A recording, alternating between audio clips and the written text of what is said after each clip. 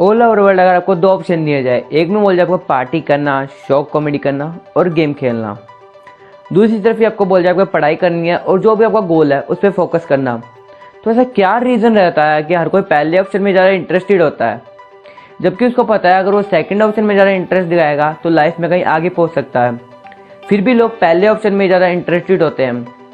इसके पीछे का रीज़न क्या है? इसके पीछे का रीज़न है डोपामिन। डोपामिन हमारे दिमाग के अंदर न्यूरॉन ट्रांसमीटर में से एक होता है, जो कि हम कोई एक्टिविटीज़ करते हैं उसमें रिलीज़ होता है। ये कुछ एक्टिविटीज़ में ज़्यादा रिलीज होता है और कुछ में कम रिलीज होता है। जिन एक्टिविटीज़ का रिजल्ट असर्टेन होता है उसमें डोपामिन ज़्यादा रिलीज होता है। For example gambling, social media notification और पार्टी करना, इनमें डोपामिन ज़्यादा रिलीज होता है। Paul philosopher university of north Carolina में एक एक्सपेरिमेंट किया गया चूहों के ऊपर। उन्होंने एक इलेक्ट्रोड को चूहे पे लगाया और उसको एक लीवर से जाके कनेक्ट कर दिया गया, और चूहे जब जब उस लीवर को दबाते तो उनके दिमाग में डोपामिन रिलीज होता। तो यह देखा गया कि चूहों ने पूरे दिन उस लीवर को दबाते रहे और खाना पीना छोड़ के सिर्फ उस लीवर को दबाते रहे। जब उस इलेक्ट्रोड को उनके दिमाग से हटाया गया तो उन्होंने सबसे पहले उस लीवर को दबाना बंद किया और चलना फिरना, खाना पीना सब कुछ छोड़ दिया था, क्योंकि उनकी एनर्जी पूरी एग्जॉस्ट हो चुकी थी। उनका किसी और काम में मन नहीं लगता था।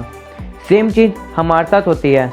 हमें कुछ ऐसी एक्टिविटीज़ मिल जाती है जिनमें डोपामिन ज़्यादा रिलीज होता है और जिनमें कम रिलीज होता है, और जिन एक्टिविटीज़ में डोपामिन कम रिलीज होता है उन एक्टिविटीज़ को हम इग्नोर कर देते हैं, भले ही वो हमारे लिए कितनी भी इम्पोर्टेंट क्यों ना हो।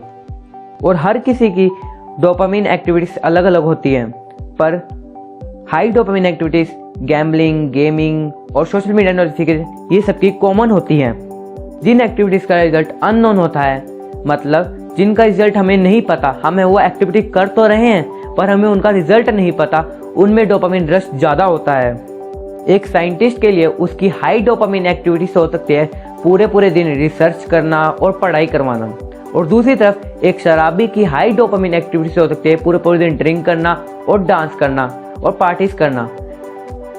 यह बहुत मुश्किल हो जाता है कि एक साइंटिस्ट को पूरे दिन पार्टीज करवाना और डांस करना और एक शराबी को पूरे दिन रिसर्च करना और पढ़ाई करवाना। जैसे ही हमारा दिन स्टार्ट होता है हम थोड़ी देर में कुछ डिसीजन लेते रहते हैं और उन डिसीजन को डोपामिन इन्फ्लुएंस करता है। थ्रू आउट द डे हम हाई डोपामिन एक्टिविटीज़ और लो डोपामिन एक्टिविटीज़ स्विच करते रहते हैं, और जब हम एक बार हाई डोपामिन एक्टिविटीज़ कर लेते हैं उसके बाद अगर हम लो डोपामिन एक्टिविटीज़ करते हैं वो हमारे लिए बहुत बोरिंग हो जाती है। अगर हमारे सामने कोई बहुत बड़ी मजबूरी नहीं होती तो हम उन एक्टिविटीज़ को इग्नोर कर देते हैं और या फिर तो करते ही नहीं हैं। इसलिए एग्ज़ाम टाइम पर खेलना कूदना मना किया जाता है, क्योंकि अगर आप 5 से 6 घंटे गेम खेल रहे हैं और या पार्टी कर रहे हैं, उसके तुरंत बाद अगर आप पढ़ाई पर कॉन्सेंट्रेट करेंगे तो ये बहुत मुश्किल हो जाता है। संडे नाइट को जो लोग ड्रिंक करते हैं, नेक्स्ट डे उनको छोटे छोटे काम भी बहुत बोरिंग लगते हैं। बड़े ब्रांड्स होते हैं, उन्होंने फिगर आउट कर लिया है कि डोपामिन किस लेवल पर ऑपरेट करता है, और उन्होंने अपने प्रोडक्ट को भी इस तरह से तैयार कर लिया है कि उसके यूज़ के बाद जब आपके माइंड में डोपामिन रश करने लगे तो आप उस प्रोडक्ट के लिए तैयार हो जाएं।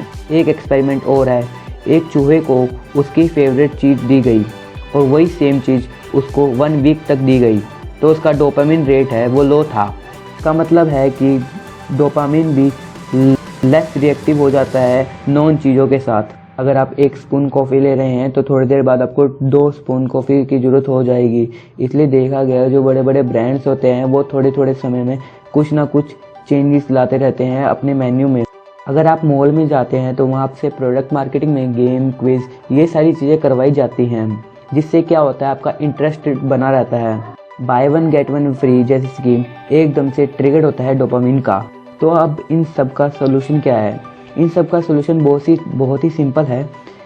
आप 1 से 2 दिन में फिगर आउट कर लें कि आपकी हाई डोपामिन एक्टिविटीज़ कौन सी है और लो डोपामिन एक्टिविटीज़ कौन सी हैं। तो जब आप ये फिगर आउट कर लें तो फिर आपकी जो हाई डोपामिन एक्टिविटीज़ है उन्हें करें ही नहीं, बट ये नहीं पॉसिबल है, इससे आपकी लाइफ बहुत बोरिंग हो जाएगी।